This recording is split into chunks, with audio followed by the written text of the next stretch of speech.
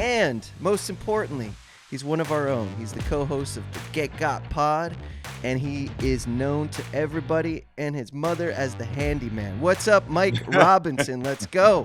Welcome to the show, man. What's going on, man? Y'all must have talked to beast mode before getting that intro. I think as an industry as a whole, we do an injustice to the fan because there's so many non-football people influencing public opinion. Mm-hmm. So many. You see what I'm saying? But if you're going to preach player health and player safety, make sure guys have mouthpieces in.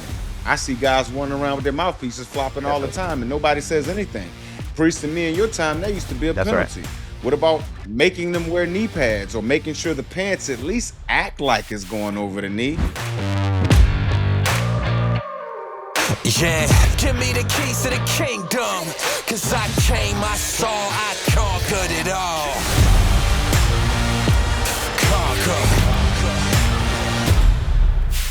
All right, everybody, welcome to another episode of the Holmes Stretch. My name is Mark. His name is Priest. Last name Holmes, hence, and my last name Stretch. That's how we came to the Holmes. My last name is definitely not Stretch, but that would be a pretty cool last name. So, Priest, I'm going to ask you, have you ever come across any ridiculous last names, or you had a teammate with like a crazy last name like Stretch, or just something super silly, or even something you couldn't pronounce, and it took you a minute, or you just said, you know what, I'm just going to call you Tim, and that's how we're going to go moving forward? Yeah, if I was talking basketball, I'd say Tim Duncan was a pretty easy name to say, but now we got Wemby, so I'm still struggling on his last name, his first name. All right, Wemby. Yeah, see, now you're tripping me up. Now I can't even say it. That's why I think we all say Wemby, right? That's right. We just say, hey, Wemby, let's keep it simple.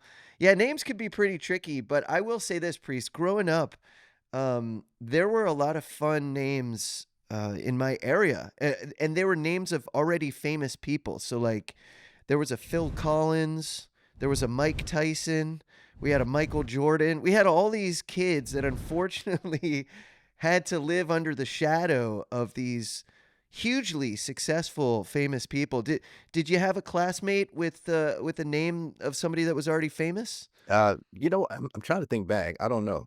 Yeah, I'm not sure, but I know Okay. in particular, I've had some pretty interesting names. Also, back in college, when I was at the University of Texas, they used to call me Freddie Lee, and so that'd be, like Freddie Lee. Yeah. So here's the What's thing, the Mark. story there? Yeah. So Okay. most on Thursday nights, guys would go out to 6th Street.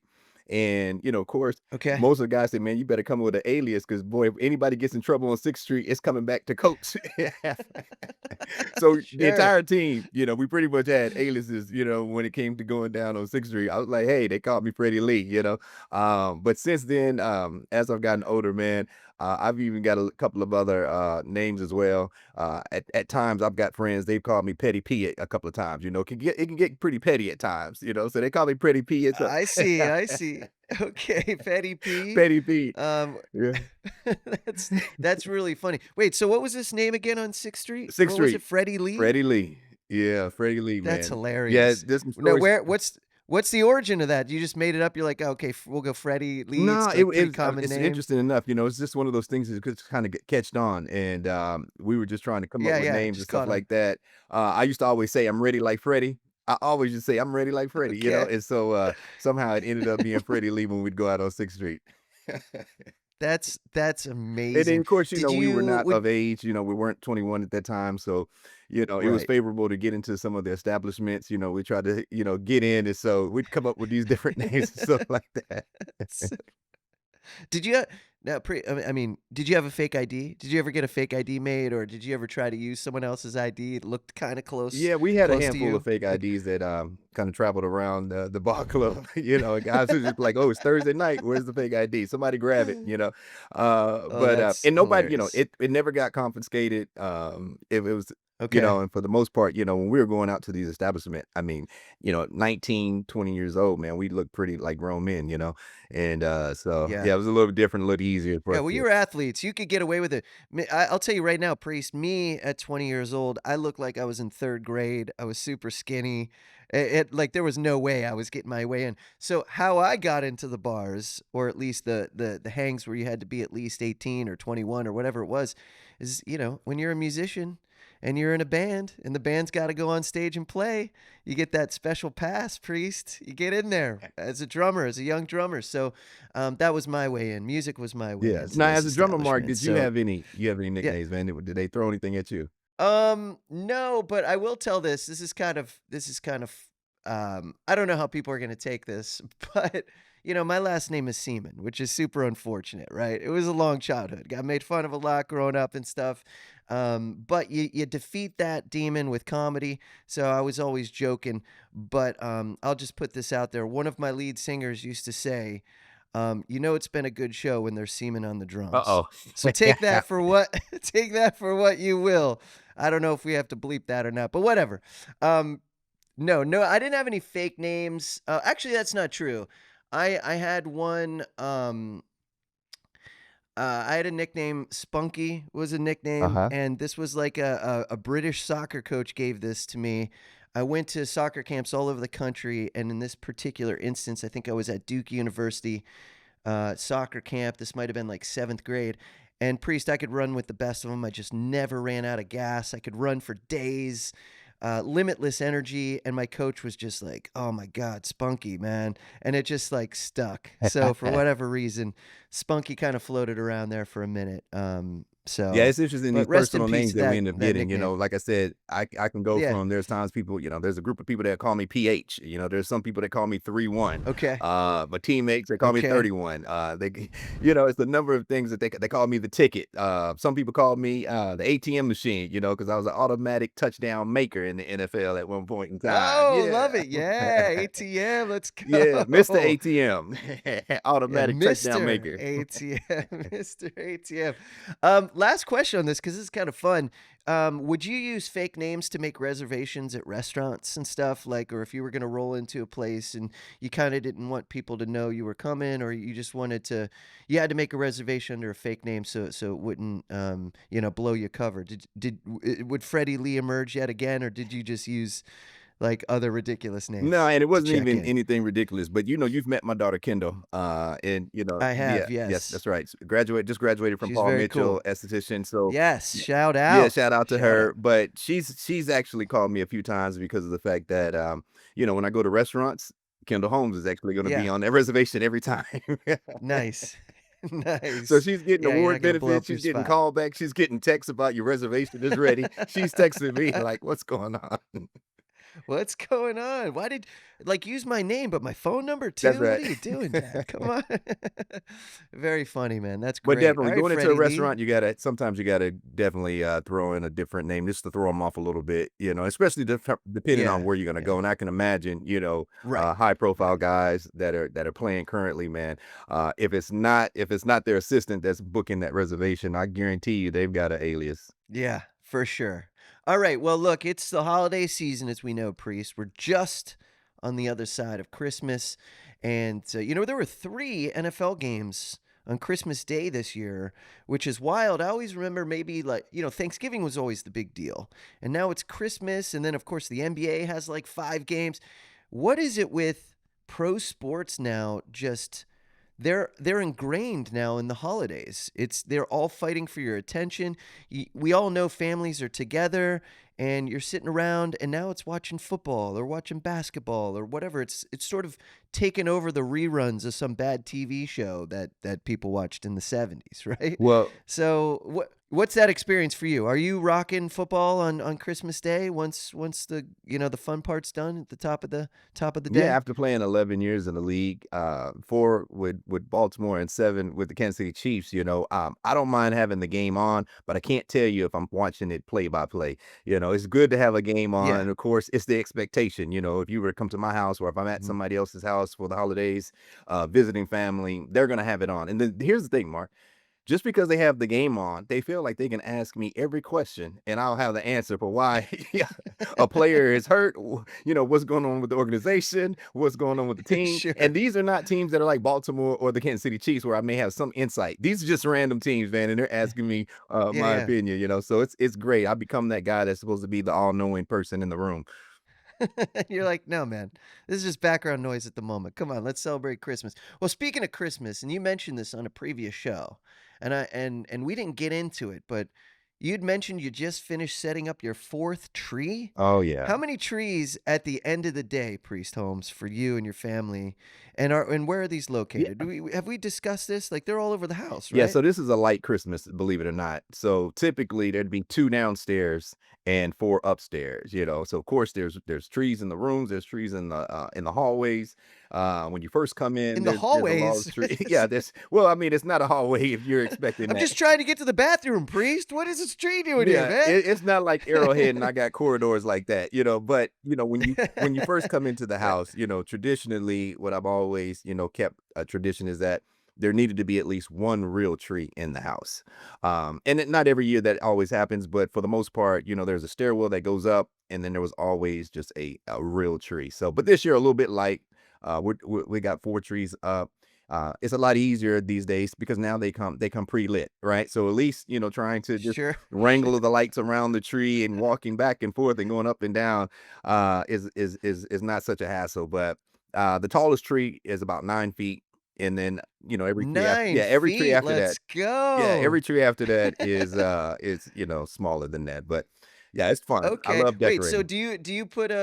do you put a basketball hoop on the top of your tree so if you're dunking, you know you're up there at 10 feet? Yeah, That's I crazy. haven't done that, but I can tell you what, I've tried to teeter on the side of like a chair, on the side of like a bench, and there's been a few times, man, where I've been Yeah. barreling into the tree, man. It was me, the tree, and the Oh, freaking yeah. wall, trying to reach for the top. Sure. So, but yeah, it's pretty fun though. Okay, next question.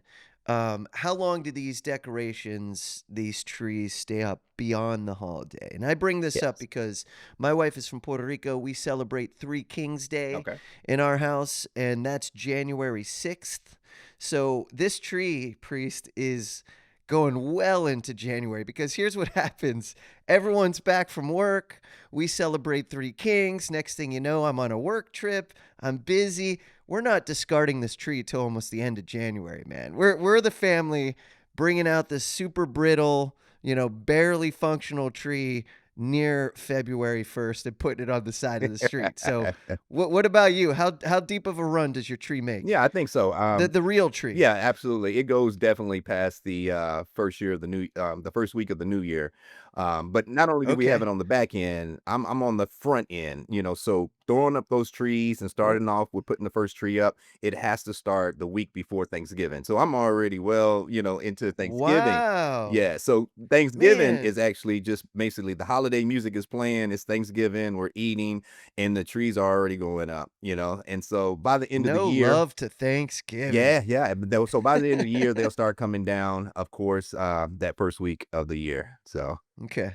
good time. And you can tell you get to a certain age when you're like, "Yo, can we just get these things all, like, ready to go? Just right out of the box, just plug them in. Yeah, no, I'm I don't excited, have man. time to go So, around." yeah, we've got actually some of the ornaments that go all the way back to some of the earlier grades of the kids. So, Oh, and during love grade that school when they tradition. were in some of the public schools, they're now homeschooled, but at that time, they would make Mhm. ornaments, of course, during those public school days. And Yep. so, yeah, we've got boxes full of those, and so it's pretty much fun. Not only is the decoration very important and making sure that there's 4 or more trees that are in the house, Mark, but there's something else special that I do. So, Oh, yeah, what's I got it. this? So I got What an is SUV, this? right? I got an XL Talk to me, Yukon. ticket. Yeah. Talk to me, ATM, Mr. ATM, let's go. So I got a I Alright, you got an yeah, SUV. I got an SUV. And so one of the Uh, things that happens also during the year is I light the SUV up also. So I take those same lights, right? And I've got like 3 extra uh, boxes. And these things are okay, aligned on the inside of the SUV. And okay. Papa P has the sleigh that comes to Christmas. It's a black Yukon, but it's coming like a sled. That is amazing. So you're lighting this thing up internally with these string That's lights, right. and you're powering it inside. Oh my gosh! So everybody knows Priest Holmes Oh yeah, driving when down the I'm rolling street, down man. this, oh, yeah, look, when that vehicle has been going down the street, it's lit up. Always. It's a must. That's incredible. That's incredible, Priest. Super cool, super fun. Well, I know we're on the other side of it, but only by a day. So Merry Christmas to you and yours. Obviously Happy New Year when that comes around. And the day after Christmas is special to me too because that's my dad's birthday. So I want to give my dad a shout out. It's tough when your birthday is either directly on a holiday or the day after or day before. it's tough to separate those two, Yeah. right? So Well, you Mark, got to make quick them feel question. So special on when do both days. you Yeah. open up gifts? Midnight, or do you wait What till the do I morning? when? Okay, so as a child, I would be a terrible person, and I would wake up at like 1 in the morning, go sneak out there and try to get one unwrangled. But my parents would catch me on that. No, we do all of ours on Christmas morning. I want to say my family tried one year doing like one gift a day early, just to kind of get the groove going. But I think my parents put an end to that pretty quickly. We just do it all in one shot, man. Christmas morning. What about you? Is this like a week-long thing for you? I feel like this is a whole month-long thing Yeah, for it's you. definitely a whole month-long thing, and also the kids get an opportunity to open up a gift way before, way before Christmas Day, Oh, okay.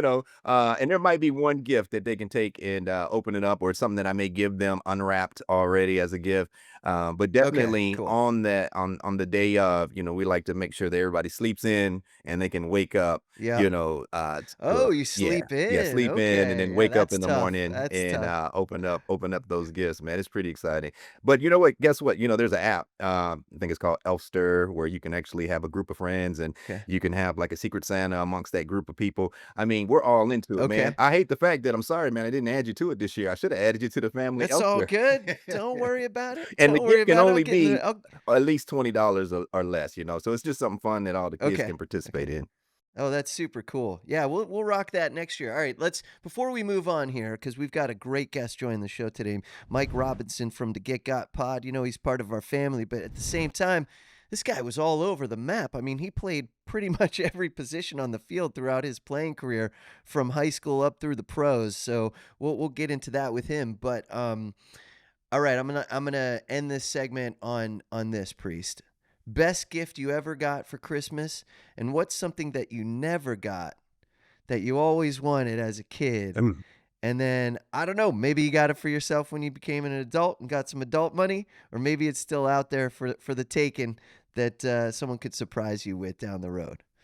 So best gift and one you never got that you always wanted. Man, it kind of dates me, man, on one of the best gifts that I've gotten. This was years ago. I don't know if you remember, there was an electric Okay. football game where you could put these little plastic men on it and you plug it in, Hmm. and the whole entire board Yeah, kind of just vibrates and it moves the players. like vibrated. Yeah, yeah. Sure. I, Yeah. Yeah. I just, for whatever reason, I'm going blank, man. I can't think of the name of the actual game, but that Yeah. that was probably one of the best gifts I've ever gotten. And of course, man, that was the introduction to me with football, man. Playing on this electric board, man. These little Oh, plastic was pieces. okay. Yeah, try. And you know what? It's funny enough, man. Believe it or not, man, I made lots of touchdowns on that electric board, man.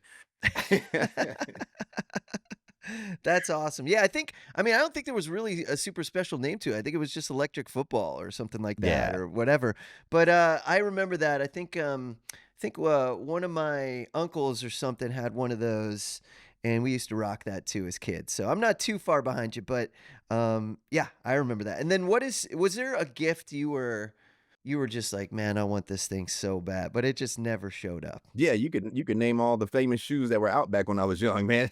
Look, it was, Okay. yeah, it wasn't until I almost graduated high school before I got a pair of Jordans, right? Yeah, so I'd seen kids all Okay. the So the time. Jordans, Yeah, you I had seen kids you all were the on the time shoe having game. Jordans, All right. man. So it was kind of difficult Yeah. seeing all of that and never even being able to rock those Jordans. But if at one point it came through. Nice, nice. Yeah, I remember the day. Do you remember Reebok pumps? Oh yeah. They had the little bubble on the Oh yeah, front. You could those are nice. okay. I yeah, I'll never forget the one kid in our class who got it for Christmas, and he wore them to school, and it was like, oh my god, like gather round, recess, let's go, and everyone's taking their turn, like pumping up this kid's shoes, releasing them. I'm like, what a ridiculous shoe, but super cool at the time, man. That was awesome. All right. Enough of that stuff. Merry Christmas. We got football to talk about, and it's going to start with Mike Robinson. Breaking news from Bet365. New customers bet $5 and get $150 in bonus bets, win or lose. Sign up, place a bet for $5 and get $150 in bonus bets, win or lose. Bonus bets can be used on the spread, player props, futures, and so much more. Whatever the moment, it's never ordinary at Bet365. Hey, do you have a gambling problem? Call or text 1-800-GAMBLER in Arizona, Colorado, Illinois, Indiana, Kansas, Kentucky, Louisiana, Maryland, North Carolina, New Jersey, Ohio, Pennsylvania, Tennessee, and Virginia. Or 1-800-BETS-OFF in Iowa. 21 plus only, 18 plus in Kentucky. Please gamble responsibly. Must be present in Arizona, Colorado, Iowa, Illinois, Indiana, Kansas, Kentucky, and select parishes in Louisiana, Maryland, North Carolina, New Jersey, Ohio, Pennsylvania, Tennessee, and Virginia. $10 minimum deposit required. Terms and conditions apply. In-app only. All right, Priest, it's that time. We're bringing in a very special guest this episode.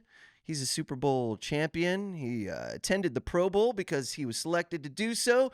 Big Ten Most Valuable Player, Big Ten Co-Offensive Player of the Year, second team All Big Ten. I'm going to keep going. NFL Network analyst, actor, and most importantly, he's one of our own. He's the co-host of the Get Got Pod, and he is known to everybody and his mother as the handyman. What's up, Mike Robinson? Let's go. Welcome to the show, man. What's going on, man? Y'all must have talked to beast mode before getting that intro. You know what I'm saying? Hey, Priest, I had an old running back coach call me the handyman one time. I didn't know how to take it, but it was a good thing, I guess. You know what I'm saying? Now, is this a true story that someone actually put like a tool belt in your locker at some point? Yeah, it's a true story. My running backs in Seattle, beast mode led the charge. You sound so down about it. Like, well, because it was like the running back coach was going through everybody's superpowers and was like, "Oh, beast mode, you the man, generational back. Oh, Leon, when you get the ball, everybody, this, that, and the third. Justin, when you get the ball, we get so excited. You're dependable, this, that, and the third. Mike, you can do it all, man. You're the handyman. You're the ultimate handyman, I guess." And I'm sitting there like, I guess that's a good thing. It was just it was real funny, real big inside joke, man. That's super funny. That's super funny. Now the handyman, Mike, did you carry that over and put that on a shirt? No, or some no, merch? I You didn't. got I didn't anything do going on it. like Back that? then. We won't. I wasn't really into it like that. And I ain't gonna lie to you, bro. Yeah. I ain't like the name, so I All won't right, go well then, take it. this is the You trying last to time it's distance ever me. been spoken. This is it. We already, for those of you who didn't hear it in the first place, it's because we bleeped it out this whole time. So you're not gonna know what it is. Exactly, man. All right, let's turn on the Wayback Machine to kick this off, Mike. Let's talk about where you grew up and what the vibes were like.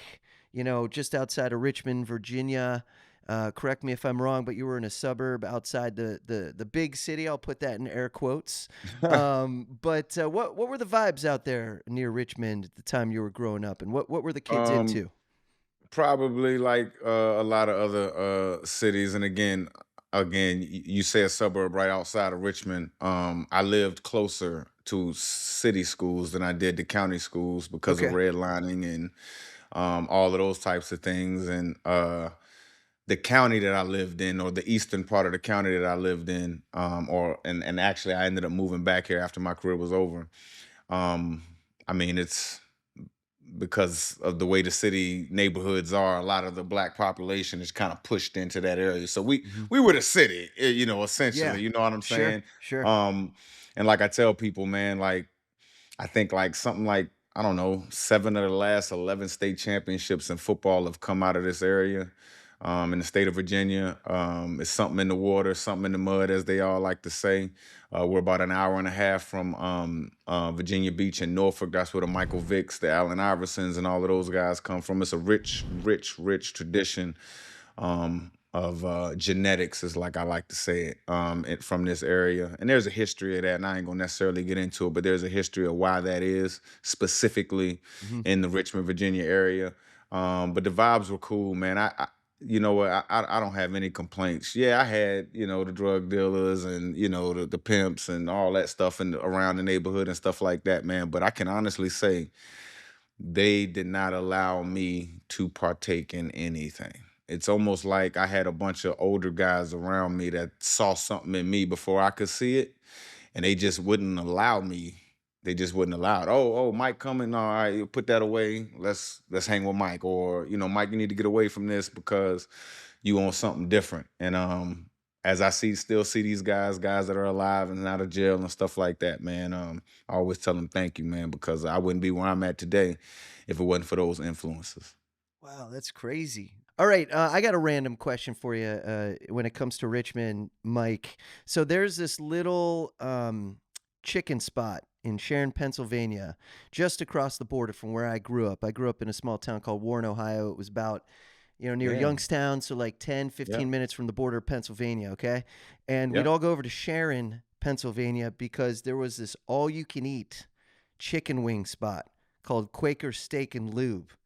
You ever heard of this place? I've heard of Quaker Steak and Lube. We had one in State College, man. Yep, that's right. So that started, near my hometown, I and didn't I know got that. sent down to Richmond for work one year. This is back when I was doing radio at Sirius XM, and I pull up near, and I feel like it's pretty close to the racetrack, and I was like, wait, is that Quaker Steak and Lube? What's going on, It man? probably was a Quaker And Steak it and was Lube. a Quaker Steak and Lube. Yep. I'm not sure if it's still there because some stuff has changed around the raceway. Yeah. But I've done some work with NASCAR and stuff. Yeah, that was a Steak or Quake and Lube. Absolutely. Yeah, it's so fun, man. Super random. All right, well, we're connected Yeah. now. It's official. We've eaten the It's same from the same source, I'll say. it's So, all good, so man. maybe I I'll don't be a eat pro chicken no pro more. athlete now. Maybe I'll be a pro Yeah. athlete now.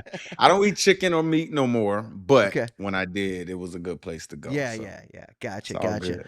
All right, so let me ask you this. When you were playing in high school, first of all, a lot of people could know you from a lot of different facets, a lot of different positions, depending on where they are in your timeline when they entered Mhm. your life. So if I'm a high school classmate of you, I know you as a quarterback on the football field. Was that always the position you played right from the get-go, or did you dabble in a couple other areas before you settled on quarterback in high school? Yeah, I mean, you know, my career kind of followed the path of what you're seeing. My football life has kind of followed the path of what you're seeing kind of with the movement quarterback, right? The runner quarterback in the Mhm. National Football League. 10, 15 years ago, that guy had to switch positions. You know what I'm saying? Right. 20 years ago, definitely that guy had to switch positions. And so that was kind of always my plight, even through high school. I would always kind of be the quarterback, be in the quarterback room.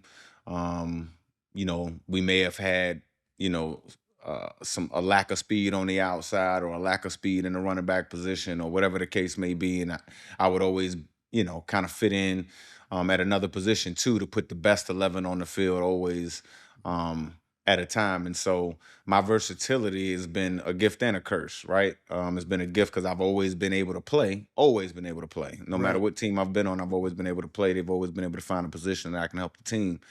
But a curse because you really can't get good at get great at anything. Kind of like Priest, great running back. You know what I'm saying?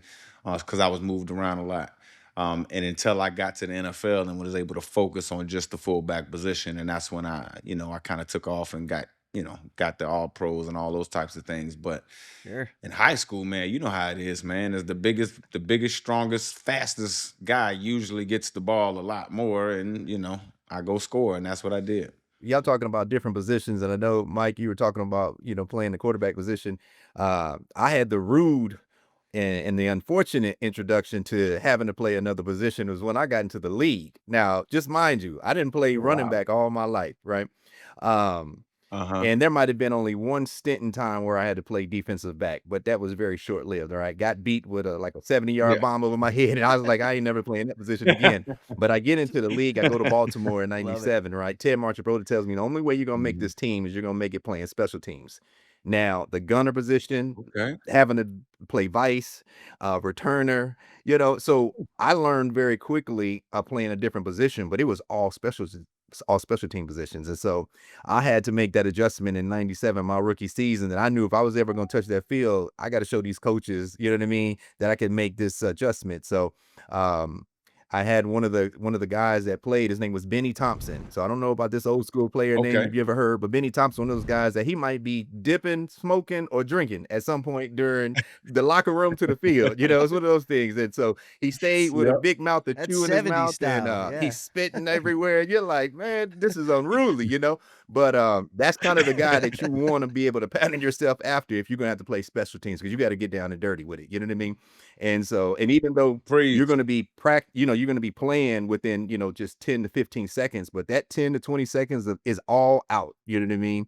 And then, yeah, It it's is, all out. man. So It's all out, man, and we have something in common. My very first special teams play was in the National Football League too. I mean, in college, I returned Right. kicks, but to me, you still that still kind of reminds me of being a runner, Yes, sir. right? I got the ball in space and I can go forward, and so that's a little bit different. But I'm talking about like you said, covering kicks, invices on the outside on punt. I had never did anything like that Exactly. before, and running down, man, playing the Chicago Bears, man. And I'm thinking I'm gonna make a tackle, and all of a sudden, boom! I'm like, what just happened? All I'm seeing is sky grass, sky grass, sky grass. Like, dude, just clean me Yeah. out, man. You got to keep your head on the But swivel, boy.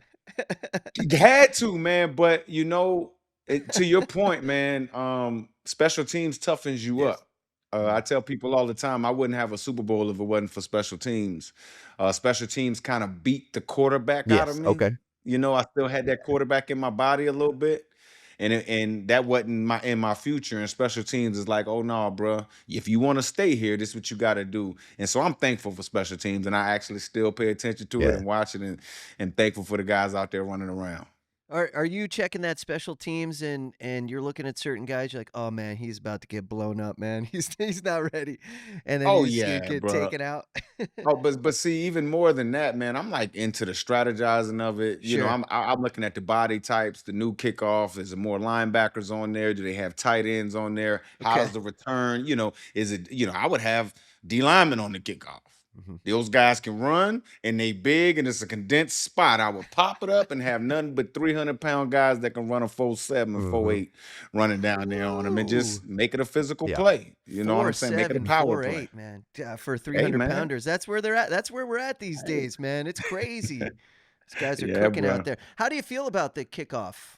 Where it's at currently? Like, I, because it's changed so much over the last 5, 10 years, but specifically right now, do you think it's the sweet spot where it's married to being a little bit safer, but at the same time can still be exciting? um, I kind of like the old way, you Just old know, school, kick it down there, just let the old dudes school. run. Yeah. I would back the kicker up. You want to Mhm. kick it in bounds? Back the kicker up. The kickers are getting good. Yeah. Make them kick it from the 10-yard line then. I don't care. Back it up. But yeah, give us I signed up for this. I understand what it is, and I understand, Okay. as player health and player safety and all that. I'm not overlooking that. But if you're gonna preach player health and player safety, make sure guys have mouthpieces in. I see guys running around with their mouthpieces flopping all That's the right. time and nobody says anything. Priest and me in your time, that used to be a That's right. penalty. What about making them wear knee pads or making sure the pants at least act like it's going over the knee? Nowadays, Yeah, that ain't the case. So don't it's true. talk to me about player safety and Mhm. saying that you're making these rules for player safety when actually you're making it to not get lawsuits. Mhm. Lawsuits are The legislating the game. game right now, but that's something nobody really wants to talk about. You know what I'm saying? Yeah. But yeah, I'd rather go back to the old way. Let me avoid my guys the way I can avoid them. If you want the kickoffs to happen every time, back the kicker up. But no, man, let's go down there and get active, man. Love it. That's where I'm at Uh-huh. too, Priest. I don't know about you, but I want that excitement back, man. I want those Dante Halls back. You know what I'm saying? Oh Yeah, buddy. man, that dude was Yeah, he was. awesome, man. Awesome. I had the privilege of tackling him or trying to tackle him toward the end of his career, man. That dude was a human Now, Mike, joystick, did I he catch you swear. in Yeah. space, or did you get him where he was kind of, in a confined in a box, or did you catch him in space? So look, Priest, I'm glad you asked that, bro. He was in a 'Cause box. He had to be in a box. Ain't no damn way I'm catching that man in that's space. You right. know what I'm saying? He actually won't even looking at me. He was trying to get away from two other guys, and I just ran through everybody and hit him. It was glorious. It was glorious. But I'm glad his attention won't on me because he would have probably made me Yeah, miss. yeah. Oh man, human You joystick. got a freeze frame. You got a freeze frame of that hit on your wall, No, Mike? I You got. don't, but I need to find it. That's Yeah. a good one. I probably do need to find All that. right, so we kind of glossed over a little bit your time at Penn State because, look, the college experience is important in a number of ways. Not only on the field but off the field too, right? Because there's a lot going on in life at that time. You're finding out who you are. You're kind of putting a cap on your coming of age, all that stuff. So where were Mhm. you mentally when you wound up at Penn State? What was that environment like for you, and what was your biggest takeaway from college? So, man, I ain't gonna lie. When I was in high school, all I wanted to do was play for the Miami Hurricanes, bro. Man, Mhm. they went to a game in some fatigues, man. Irv and all them boys. That's all I wanted to do. I ain't gonna even lie to you. I had a Miami Hurricane starter jacket, all that, man. I was into it. Um, and they recruited me to play DB, man. And I ain't like that. I wanted to play quarterback. I remember Butch Davis was the head coach. They were recruiting me a little bit, and then he took the Cleveland Browns job. He did. And Larry Yes. Coker came in, and Larry Coker came to my high school to try to recruit me and stuff like that. And it's crazy. I remember it like it was yesterday. He said, "Man, we got this freshman that'll be coming in with you. We can have you as safety. It'll be you. It'll be you. This kid named Sean Taylor. We got another guy by the name of Ed Reed. He'll be a senior." I was like, I know who Ed Reed is, and the third. But he's telling me all these guys who are now like, Hall of Famers and greats. God rest Sean Taylor's soul. But he's like, man, you can play with those guys. And I'm like, man, but I want to play quarterback. And obviously, fast forward 2 years later, now I'm a freshman in college, and the first game of the season was against the Miami Hurricanes, man. It was that 2001 year where some people say that was the greatest college football team ever. We were the closest to them that year. We lost 33-8. 33-8. We were the closest to them in the regular season. I don't think Ken Dorsey touched the ground once, except when he was stretching. You know what I'm saying? I had never seen a team like that. Yeah. One of those old school Polaroid throwaway cameras? Yeah, I sure. The put one of one-time those, hey use. Priest, I put one of those underneath my back flap, dog, and I started taking pictures of them on during pregame warm-ups, cuz. Hey, Are yeah, you bro, I was that serious? big. Are I, you I was serious? that big of a fan. Oh, That big of a fan, bro. I loved the Miami Hurricanes. They just didn't recruit me for the right That position. is But incredible. That's really hilarious. went there, loved Penn State, man. Yeah. Obviously, I went through some dark years there. We went through some of the most losing years that Penn State's ever had under Coach Paterno. And then obviously we finished it up with an Orange Bowl win, number 3 ranking in the country. I was a Heisman finalist. Mhm. That year that I was a Heisman finalist, Reggie Bush won the Heisman. I think he was the most exciting college football player of this generation. I don't think there's anybody close. Sorry about anybody. I don't want to disrespect nobody, but I think just that's how much I think of Reggie Bush. But yeah, I lost to him. So yeah, Yeah. I'm all good with that. I'm all Yeah, good yeah. with yeah. that. Mike. You So know I what I'm got a saying? That question was for you. that trip. There's What's two up? guys that I played with in Kansas City and on the team, and I wanted to see how far Mhm. removed were these two guys, because since we're talking college football, Larry Johnson and Omar Easy. Are those two names that's Huh. So Omar Easy was big homie. okay? Big homie. He was a senior when I was a Okay. freshman. Omar Easy had some of the biggest freaking hands I have ever seen in my Yes, life. We would do this thing called a 3-minute hang as like a something in the that's right. weight Yep, room. like pull up. And I Yeah. yeah, but you just gotta Yes. hang, right? He would switch hands, be hanging with one arm and talking to you, and just be switching throughout the 3 minutes. I've never seen anybody with hand strength like that. Number one, shout out to Omar Yeah. Easy. Right now, I think he's the brand director at Penn State for the young athletes. Man, doing a great job. Always was about his business. He's the first guy to teach me about Okay. 401k. I mean, in Oh, college, teach me nice. about 401k, It's good. managing my money. He was the first one to kind of put those thoughts in my head. And Larry, you already know I know Larry, man. Me and Larry were roommates for a couple summers. His dad was the D-line coach up at Penn State for a Yeah. long time. He's now the D-line coach at Ohio State. And now Larry's probably one of the biggest conspiracy theorists on the internet right now. Yes. I love Larry. That's my dog. Yeah. Yeah, he goes pretty deep on Yeah. some of them theories, man. I've checked out a couple of them. Yeah, he do, man. And I will say this because I don't want to get us in trouble on this pod. Larry, he does the Gotcha. research. He does Yeah, the research. It ain't just him pulling nothing out his butt. I will say that. that's good stuff. Right. Right. Nice. All right. Well, you move on from Penn State and you enter the NFL. How much of a game changer was that for you? I mean, obviously that's a goal. You achieved said goal, but Yeah. what did it do overall for you in your life, and those close to you, and what did it really mean to you when you were selected and you went into the NFL? It's funny, man. Priest, I don't know kind of what your dreams was. I know all of our hopes and dreams was to get there, but the way I saw it was I was going in the first round. I was on Yeah. stage. The commissioner was handing me a jersey, and I got a ball cap on. That's the way I pictured Okay. it, right? But it didn't happen nowhere near that. I got this was the year that the first round was on the first 3 rounds was on the first night. Okay. Yeah. I Um, remember that. and the Pittsburgh Steelers called me. I knew I wasn't going in the first, but they called me in the middle of the second and they said, "Hey, we got 2 second-round picks. You're gonna be one of them." So I had a party. I was at Penn State. I bought a truck the night before. Like literally, I went into the Tahoe place and I drove the Tahoe off the showroom floor. I knew for sure I was going in the second or That's third right. round, bro. I knew for sure I was going in the second or Yes. third round. Second round goes by, nothing. Mhm. Crickets, nothing. I said, damn, man, okay. All right. Third round go by, phone ring a couple times. Couple people tell me, if this happened, that happened, you'll be, you're gonna be our guy. Nothing happens. And guys, you already know, Priest, how this go. The night ends. The first night Uh-huh. ends. And you like, oh my goodness, am I gonna even get drafted? Like, you don't even as a young person, you don't even know. You don't. It's like you don't understand the whole process, the whole business. And I remember having one of my old Penn State buddies who had already been through the league or whatever. He said, "Look, man, manage your anxiety. Don't worry about it. You're gonna make and see more money you've ever seen. Don't worry about it. You come from the projects like Uh-huh. I do, bro. You ain't gonna trust me. You're gonna see more money than you've ever seen."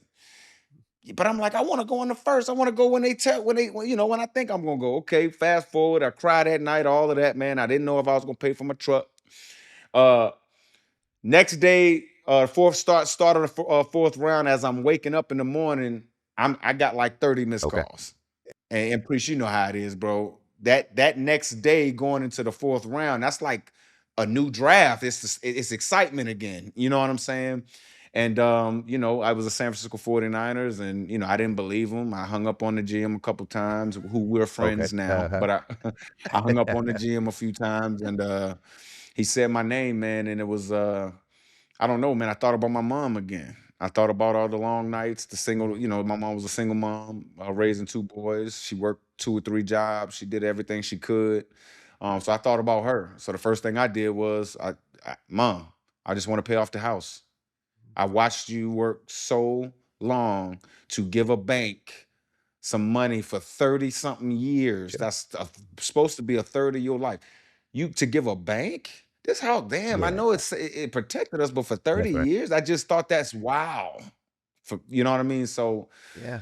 first thing I want to do is pay off that, get her out of that little bit of a debt, man. And probably the happiest moment of my life since other than my kids being born was seeing my mom get the deed in the mail Mm. and her crying with her name on it, and she's just like, "I don't owe nothing no more, like nothing." That's right. And I'm like, "No, mom." And I got I'm setting up a vehicle so that the taxes are being paid for. Like, don't worry about it. You know what I'm saying? Incredible. And I mean, she just broke down, man. And it was, I mean, I can't even. I don't think there's words in the English dictionary to describe that feeling Yes. because you truly bringing home the bacon. You truly taking care of your family, and I didn't want to let my mom down, bro. I mean, even on the football field, like my mom was always the loudest parent.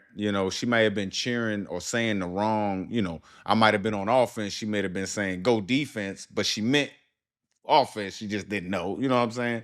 She may have been saying the wrong stuff from time to time, but her energy and her passion kind of was always there. But I mean, whether I was getting hurt on the football field or whether it's, making a certain decision in a certain moment off the field, um, I always just didn't want to let her down. So, even when I got a little banged up at times, it was like, all right, get up because she will walk on this field.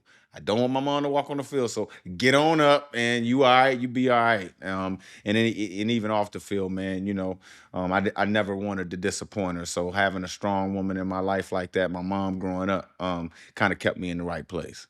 Yeah, so I'm gonna piggyback off of that. I know you had talked about some of those great things, man, that was done for mom and for the family, and so now today, knowing that you've had those accolades and that Super Bowl accolade as well, what brings you happiness now? Is there something outside of those accolades now? Do you think when you think about today's time, what brings you happiness? Yeah, man. It's funny, man. I tell my son this all the time. I'm glad you asked that, priest. I tell my son this, your dad gonna probably be the only person in the world that want you to do better than him. Gotcha. I pour into my children. I want them to do so much better than me, man, because it's gonna be harder, right? I didn't grow up with 15 acres and a gate and you know what I'm saying, more space than we need. And I didn't grow up with that. I grew up like we needed stuff, we wanted Okay. stuff, we didn't have. So that motivated me to get out the bed every day and do and go find and go seek my opportunities. And like I tell my son, you know, the easier I make life for you, the harder it's gonna be for you later on. So I gotta challenge you now, bruh. You ain't gonna like it, but you're gonna thank me later. I gotta challenge you now. I tell my girls, I gotta challenge you now. There you go. I gotta show you what love truly looks like, and it ain't me saying yes to everything. You know what I'm saying? So um that's what truly brings me joy now. I also run my own nonprofit here in Richmond, Virginia. It's a football foundation. We're like the NFL from my Okay. area. I personally wrote every single rule. It's about a 40-page document. I Wow. personally did a study of every big time youth football organization across the country, and I basically consolidated all their rules and put what I wanted my league to look Now, like. does that pull We back operate some of in your the A. journalism? Is that pulling into your journalism hat? Not necessarily pulling into the journalism. Priest. I was always a captain and a leader on every team I've ever been Gotcha. on. So I think it's more pouring into that area of my life, the There leadership you go. part. I saw a problem. I saw a bunch of basically men taking advantage of single parent women in the youth football space because that's what Mhm. happens. I mean, I know we ain't talking about that, but that's what hmm happens. Yeah. Mhm. And or bad characters overcharging single parent households and stuff like that to play the game of football that we love so much. So we created a program in a league, and we go down to Florida every year. We competed in the youth football, the Snoop Youth Football National a couple of years in 2018 and 2019. We flew 200 kids out to California, toured UCLA, toured USC. I mean, some of these kids ain't never been without outside of a 6-block That's radius. right. Yeah. And I took them all the way to California, bro. You know what I mean? Showed them what a palm tree really looks hmm like. You know what I'm saying? Yeah. So, um, those, my kids, the area kids around here, man, it's hard to change adults' minds, but it's the kids' brains are a little bit more moldable. And so the problems I see in the world, man, I try to just pour into the youth. And I tell the young people all the time, y'all got the time, y'all got the benefit of the calendar and the That's right. energy that you can change this world. It's harder to change adults, so I stay in the kid space. That's good stuff. I Yeah. like it. I just gotta say, Mike, I gotta shout you out because as a dad of a little girl right now, and I live in New York City, and there's a car that could hit you every 5 inches, right? It's just like Yeah, total chaos. And I grew up yeah, in the Midwest where I had not a huge backyard. You just had one by default because no one lived around, right? You exactly. could run free and everything. And so my brain, but what you said, man, is the hardest part of being a parent, but also the most satisfying part. And it's specifically my instinct is to give you everything I possibly can and work hard so I Mhm. can make it easy for you. But at the same time, I got to make you struggle so you understand what it means to Absolutely, earn that stuff so you can take that and move forward because it's not going to be easy out there once you're out of my grasp. You know what I mean? And absolutely. it's like I'm doing that right now. My kid is 7, and it's like, it's the holidays. It's Listen, like, oh, I want to give her everything she ever wanted. But, my wife keeps reminding because I didn't grow up with a lot of money. I didn't have mhm, stuff. We went on one vacation ever in my entire, and so mhm. seeing how hard my parents worked, 2, 3 jobs, grinding it out, and somehow my dad coached all my teams I played for. I'm like, how's this guy even Wow. alive? And but putting myself in my dad's shoes and then being in a city like this where you have to have money to survive, and a lot Mhm. of it, not a Yeah. little bit, and it's weird to find that fine line of I'm gonna be able to give this to you, but you need to earn this side of it. But man, that really hit home for me, Mike. So thanks for saying Man, that thank because you, that's the bro. biggest Thank you, challenge, man. and on top of everything else that's just going on in the world, but That's what makes New York City special is you got something from everywhere all over the world so my kid can understand this is where these people Absolutely. come from. This exists outside of the United States. This is a different language. This is a different type of food. Like you have to understand that all this exists outside of our bubble, and Yep. I'm just so thankful that's a thing in New York City. So, Good but for yeah, you, man, that brother. just hit me, Mike. Good for You you. hit me pretty Good good for there. you, brother. Good for Yeah. you, man. Yeah. All right. So to get a little silly, I guess, switch gears up a bit. Your time in the NFL, man. What's some wacky shenanigans that you're willing to spill the tea on a bit? Maybe it was a road Mm, game. Maybe it was a home game. Maybe it was just mm. some scenario that bubbled up organically in the locker room. But like, what's something that's fun to share for the people that just you wouldn't get it unless you were there so that fans can understand the other side of the coin because you guys are working, you're grinding, people are trying to put food on the table, and then you have the Yeah. superstars that waltz in and they signed a $10 million signing bonus. They're all good.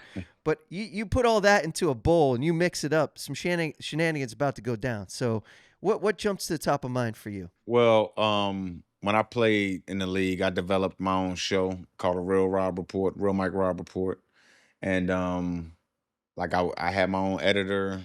I wrote my own script.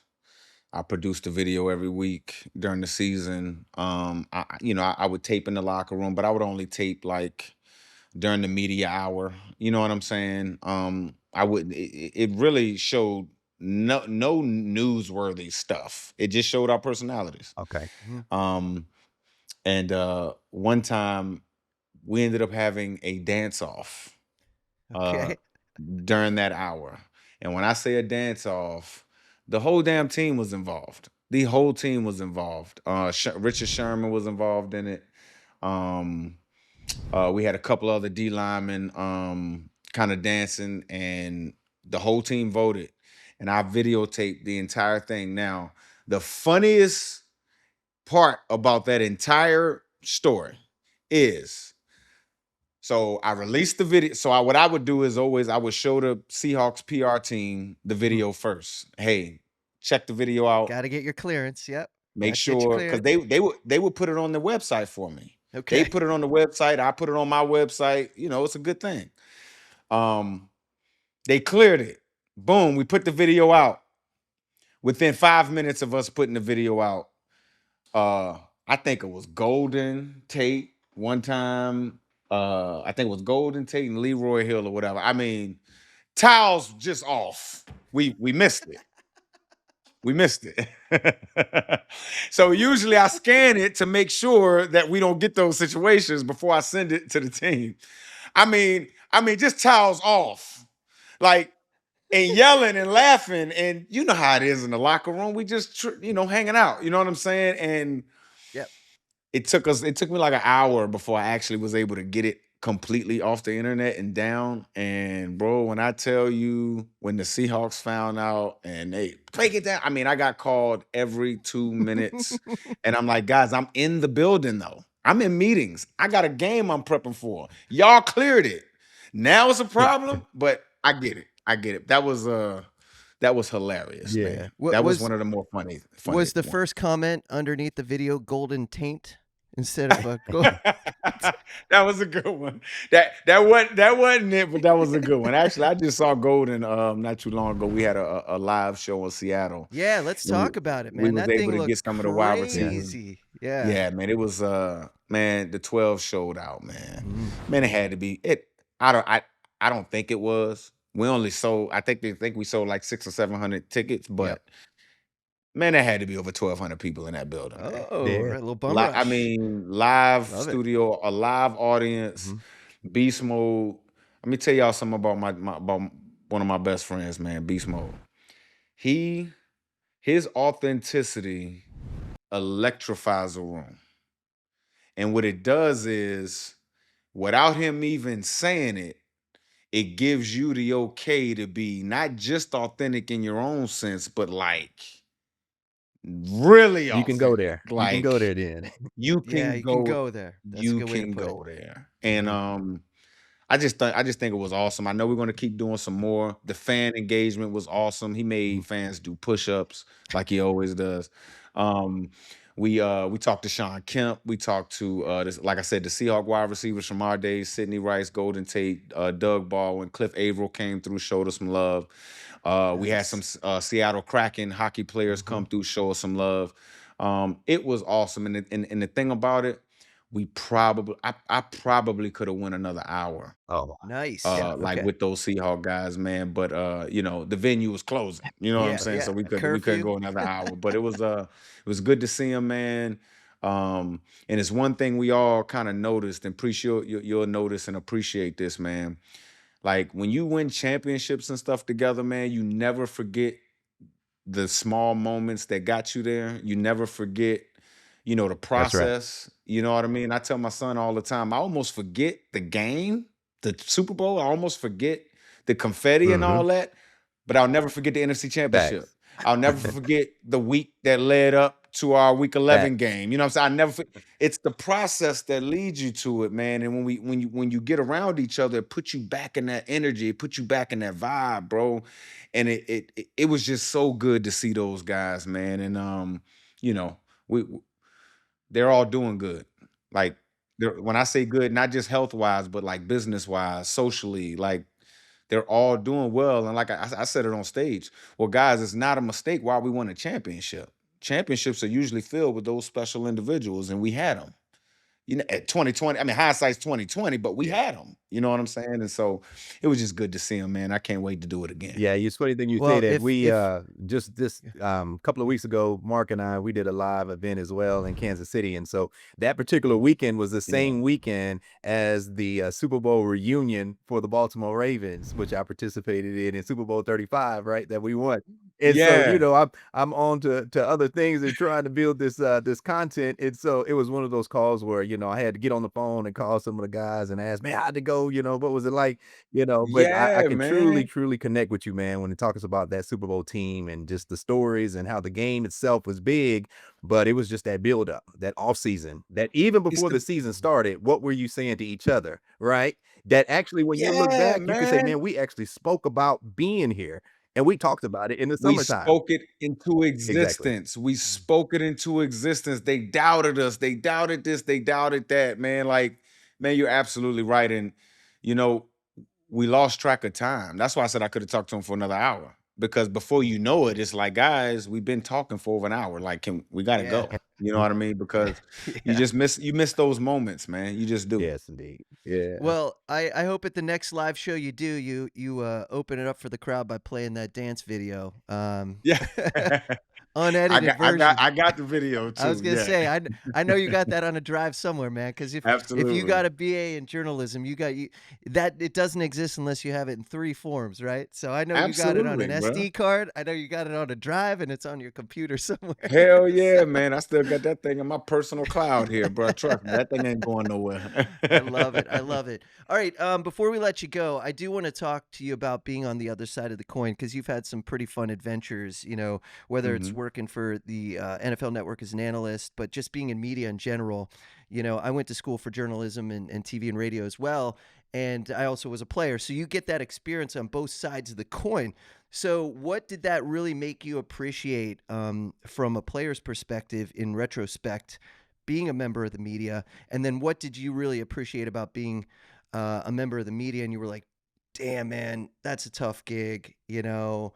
People aren't giving me what I want, but I need this information. And you understand where people were coming from previously when they're asking you questions. That's a great question. That's a great question. Um, you got to understand me. I've always wanted to be here. I've always wanted to be working in media, Okay. Okay. even before I was playing. I wanted to be working on television. I had a youth football coach when I was 8 years old. We were getting ready for a football game. I was at quarterback. We were getting ready for a football game. We had a game the next day, and it was chaos, bro. Shit, everybody talking everywhere. Excuse my language, but people talking everywhere, right? Sure. And what ended up happening was I snapped like, "Shut up! We got a game tomorrow. We don't know what's going on." And I'm 8, and it was silence on at my part of the field and the tenue that had the space next to us. And I remember my coach pulling me to the side, my head coach. He said, "Dude, how'd you do that?" And I'm like, I'm kind of crying because I'm upset, and I'm like, I don't even know what you're talking Mhm. about. And he's like, look, man, you got a gift. He said, Your gift from the creator is your voice, like your ability to speak." He said, "You're gonna have to watch the movies you watch, the books you read, the songs you listen to, because when you speak, people listen. That's a great responsibility, Mike." Now, I didn't really know what he was talking about, but from that day on, I think I wanted to be on TV. You see what I'm saying?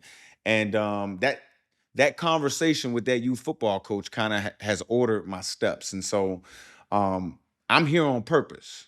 I work for NFL media. I work for NBC Sports on weekends. I'm here on purpose. I always tell people that. You know what I mean? That's number one. Number two, this ain't hard to me. I'm enjoying That's right. this because this is what I always wanted to do, even before the game of football. You get what I'm saying? I wanted to do this. So um, I wouldn't say it was hard. I will say this. On the media side, there's a lot of numbers and analytics. And what I'm finding out is, and Preach, you'll appreciate this, man. But actually, both of you guys appreciate this. All the numbers and analytics are to help the non-football people. Gotcha. The football people can just look at it and say, oh, yeah, Aaron Donald's the best freaking player in football. What are you talking about? Or I can just, I said Myles Garrett was pound for pound the best player in the league 5 years ago because he is. Right. I'm talking about genetically. I ain't talking about throwing touchdowns. I ain't talking about, I'm just saying, pick him up, put him down. I'm big, I'm strong, I'm fast. That's right. I didn't see him come off that edge. Pound for pound, he's the best player I in the didn't league. see him come off that He's edge been and there hunk for a him long down. time. Yeah, he's been there for a long time. I don't need numbers to tell That's me right. that.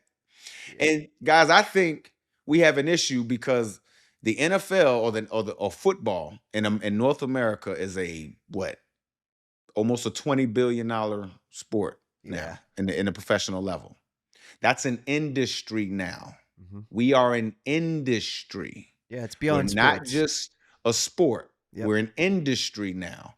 And so the non-football people have jobs in this space. And I always tell people, and this is no knock, I'm just saying, like, our fans deserve to know the why behind stuff. Watch it. Players know that. That's right. Numbers ain't gonna tell you the why all the time. Sometimes you need that expert eyesight, that expert eyes looking at it to tell you what you're seeing. But I think as an industry as a whole, we do an injustice to the fan because there's so many non-football people influencing public opinion. Mhm. So many. You see what I'm saying? Like, you would never see on Fox Business or CNN Money or MSNBC Money, you would never see a non-financial person giving advice. Gotcha. Never. They wouldn't allow it. So why do we allow it in sports? Why? Yeah. Why do we allow not people that aren't experts in the space to make money off of people in the space? That makes sense. There you go. But we allow it though. And I understand that's capitalism. So I ain't mad at the players, I'm mad at the game. Mhm. I get it. That's capitalism. Mhm. But that don't make it That's right. right. And when you see people now, sports betting is up, right? We can bet on this thing now. So now you got non-football people affecting public opinion and that people can now lose their money. Mhm. Yeah. We're doing an Yeah. injustice Yeah. to our fans. But nobody talks about it in that way. So- I try to manage myself because I do work for the beast. That's right. So That's right. Sure. So is this a bad time to tell both of you I've never watched an NFL game before in my life? Or no, I'm just Don't say kidding. it, Mark. Just messing with you, it's man. all good. You played football though.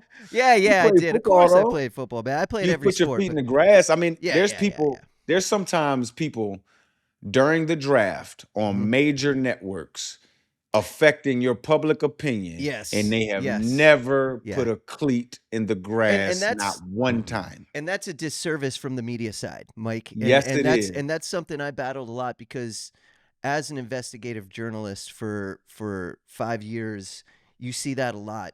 you see people enter the space and their name might carry more weight, which means their opinion carries more weight, which whatever comes out of their mouth all of a sudden is truth and not fact, and it shifts the narrative, and you're out here grinding, doing the hard work, talking to the people, getting the real information, and it's just overshadowed by exactly what you're talking about. And that's a tough pill to swallow, especially when you're someone that was on that other side of the coin where you were a player and I don't want to say the game was more pure, but it wasn't about that at the time. You know what I mean? Yeah. And now it's just a different landscape. Yeah. My whole thing is it's just a disservice to the fan. That's all I'm coming from. Yeah. The fans deserve expert opinions. Now I get it. COVID taught us that people gonna consume this product no matter who's saying it. Yeah. So I get it. Yeah. I'm not mad at the players. I get it's capitalism. Yeah. But if you do your study on capitalism and when that first started and when that concept started, that'll tell you why non-football people profit off football. But anyway, I digress. Well, that's good, but I'm glad you said it. It's got to get out there, and people got to talk about it, Mike. That's right. We can we'll have you back on, and we'll divert. We'll go that direction next time. Absolutely, man. It's all good, man. But all right, Priest, do you have any final questions for Mike Yeah, before man, we get him out of here? Let's go ahead and get you out of here, Mike, man. But I appreciate you coming on. Great opportunity. I'm glad that show that you all just had, man, was very, very successful, man. It sounded like that was probably something to be a part of, man, and to witness that. Yes. That's what's up. Yeah, man, I appreciate it, man. It was awesome. Priest, I'm going to send you a link or two, okay? Because I want to see you. I want to see your reaction to Mike rocking some daytime TV. Okay. All right. Yeah.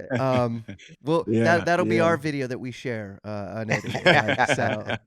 That's what's up. But yeah, let's talk. Let's get in the acting space, man. Let's do it. I'm gonna write something for you. I'm gonna make it happen. All right. I'm putting All that right, out man. there. Let's do it. That's man. good. Putting it Let out me there. So know, if you man. still want to act, we're gonna make it happen, dude. Yeah. Let's do it, bro. love I did my Young and the Restless thing for a little That's right. bit. Yep. For a couple episodes. So let me know, man. That's right. But That's man, right. man, it was good being on with you guys, man. It's Cool. all love, man.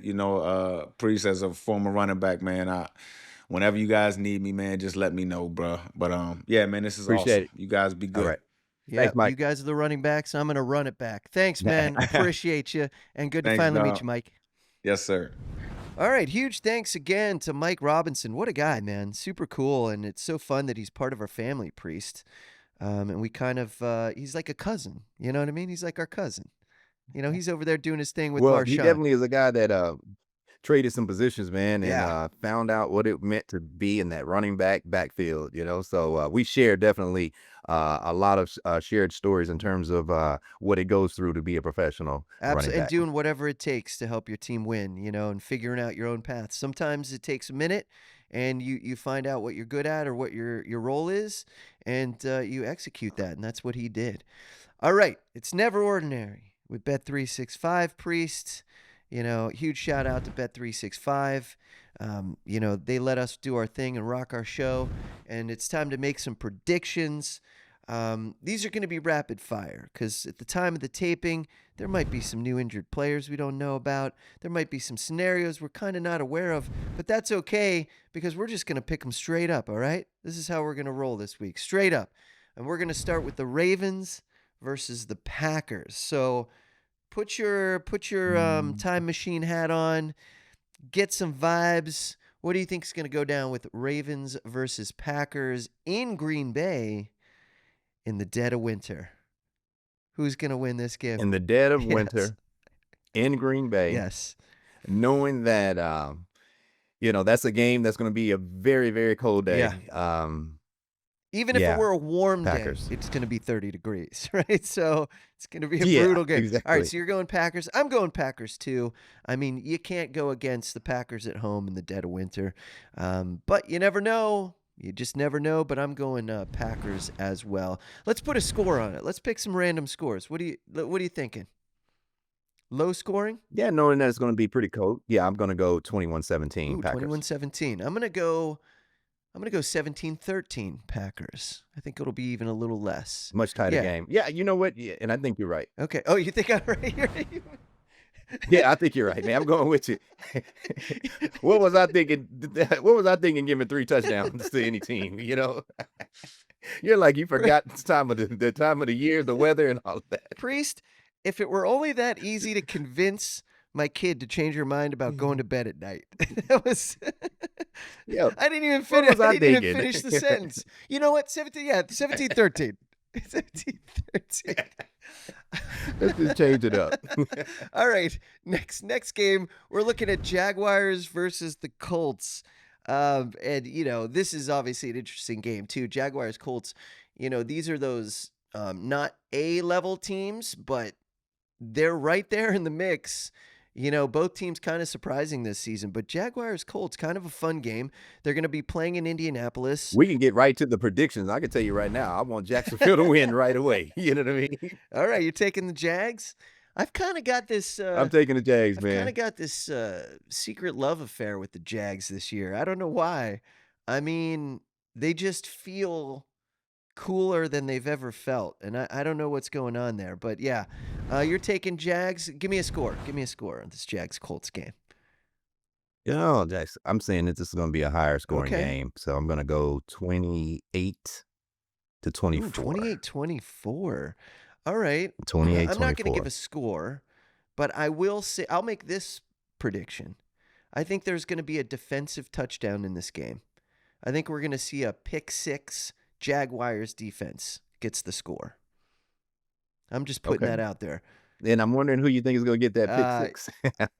That's a good question. I don't know. I mean, that's almost impossible. I can't decide who's going to get the pick six there on defense. Someone's going to get it. It's going to be off. You know what? It's going to be off a tip pass. It's going to be a linebacker. I'm just going to say this. It's going to be a linebacker off a tip pass. Put that out there. I'm feeling those vibes. That's the way to celebrate coming off of Christmas Day. Yeah. With a pick Absolutely. Get me that pick six. Take me into 2026 with the 2020 pick six. All right. Next game, like that. Seahawks versus Panthers. Seahawks versus Panthers. It's in Carolina. Weather is always interesting this time of year in Carolina. But the Seahawks, Panthers, what do you got? What's your gut tell you? Definitely Panthers. Okay, Panthers at home. It's going to be a big game. Definitely Panthers at home. Yeah. All right. I think this is where the rubber meets the road for the Panthers, and the Seahawks get it done on the road.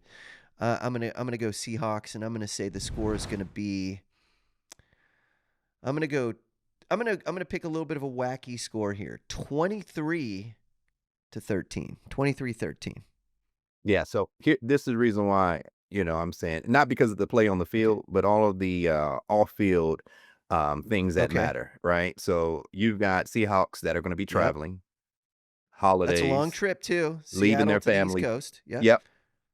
Yep. Leaving Seattle, leaving their families. Okay. And you're talking about Carolina Panthers. All of the families are there. They're still celebrating as if it was just still Christmas time. Everybody's still got those fresh gifts. Half of the players might be driving in with new vehicles. No, I don't think the Carolina Panthers are going to lose this one at home. You know what my wife says all the time? Anytime she sees a car commercial where they're giving a car as a gift, with like a big, huge, giant bow on it, and then they drop that like monthly payments underneath, and my wife's always like, "What? Now, what are you gonna go give me a car?" And then now I'm in these like monthly payment debt for the next like 5 years. Like, I don't want that. It's like, just give me some cool used car for a couple $1,000. I'm good. Yeah, There we go. she always thinks that's super funny, which it is. It's like, yeah, let me just gift you these monthly payments, but enjoy the car. That's really funny. New cars driving on the lot. You know what, Priest? I think you convinced me. I think you. I'm gonna pull the Priest Holmes swap of the week, and I'm going Panthers. I'm joining you. Same score though. There we go. Score though. Come on over to the other Same side. score though. 23-13. I want to make it weird. All right, next game up. Okay. Eagles versus Bills. Eagles versus Bills. Now this is going to be in Buffalo, so this could easily be crazy. It's because swirling winds, lake effect snow, ice on the field. This could be a game where we don't see the lines, and they got to come out there and do the lawnmower thing, with the snowblower, and clean up like. Yeah. Not only are we going to see. Yeah, not only are we going to see the lines being blown, right, with the snow blowers, but we're also going to see some of those angels being made. So I know several of the players are going to be, and if they hit the end zone, we're definitely going to see it. And so let's see. I'm going Bills, man. I just already know what that's going to look like. Yeah, I'm with you 1,000%. I think it's going to be the Bills. And nothing like a good snow angel in the end zone, right? The whole team getting down, just cleaning up shop. Love that. All right. Yeah, and mind you, you see, I'm not even going off of what the player status is, how healthy Yeah, the no, team no. is, This is whether or not, just you know. we're making all of our picks based on the environment and the surroundings There we coming go. out of the holidays. This guy's gonna play a great game. He just got a new car. This guy's family's in town. He's gonna be screaming in the stands. I love it. I love it. It's look. Watch us go 5 for 5. Watch us go 5 for 5. All right, this fifth game, Bears versus 49ers. Who you got? Chicago Bears got to go out to Santa Clara, where the Super Bowl will be played, Mhm. and the Bears, who knows, they might be playing the game. So this could be a nice warm up for them, getting used to Santa Clara at this time of year. Who you got? Bears versus the Niners. Yes, as tough as I think that the Bears have the ability to upset the 49ers, again, I'm going with the fact that they're traveling. Okay. The 49ers are at home. I think this is a much easier win for the 49ers to come out more relaxed, not having to Mhm. travel. They're just pulling up out of bed and just going to the stadium and having fun. Where the Bears is going to have the whole, they're going to have a schedule. They've got to be on time. They got to make the flight. They got to Yeah. get to the area there to play in the stadium. And so 49ers going with the win. I'm predicting that score again, a higher score. Okay. I'm saying 28-21 49ers All right, with the win. 28-21 49ers. I'm going 49ers too. 28-21 sounds good. I'm gonna go 24-8. I'm gonna pick another really wacky score here. 24-8. Yeah, that means there's some turnovers that's going to take place in this Yeah. game that you're Yeah, I'm predicting. gonna a lot of Yeah. turnovers. The Bears are gonna be in a position where they gotta get a 2-point conversion coming off a touchdown because they're down early and they're trying to catch up. So they get 8 points, but that's all they get in that game. All right, Priest, that's gonna do it for this Bet365 prediction segment. I think next week we're gonna pick our winners based on the mascots. What do you think? We'll put mascots Let's up do it. against each other, and that's how we're gonna pick our winners. Hey, do you have a gambling problem? Call or text 1-800-GAMBLER in Arizona, Colorado, Illinois, Indiana, Kansas, Kentucky, Louisiana, Maryland, North Carolina, New Jersey, Ohio, Pennsylvania, Tennessee, and Virginia. Or 1-800-BETS-OFF in Iowa. 21 plus only, 18 plus in Kentucky. Please gamble responsibly. Must be present in Arizona, Colorado, Iowa, Illinois, Indiana, Kansas, Kentucky, and select parishes in Louisiana, Maryland, North Carolina, New Jersey, Ohio, Pennsylvania, Tennessee, and Virginia. $10 minimum deposit required. Terms and conditions apply. In-app only. Always fun. Never ordinary. Bet365 Priest. This is yet another episode in the bag, and I'm not going to speak for you, but maybe I will. I'm going to speak for you. Happy holidays, everybody. Merry Christmas. Happy Hanukkah. Whatever you celebrate, Kwanzaa, all of them. If you're rocking a holiday, we want you to have the best holiday you've ever had as we barrel into 2026, Priest.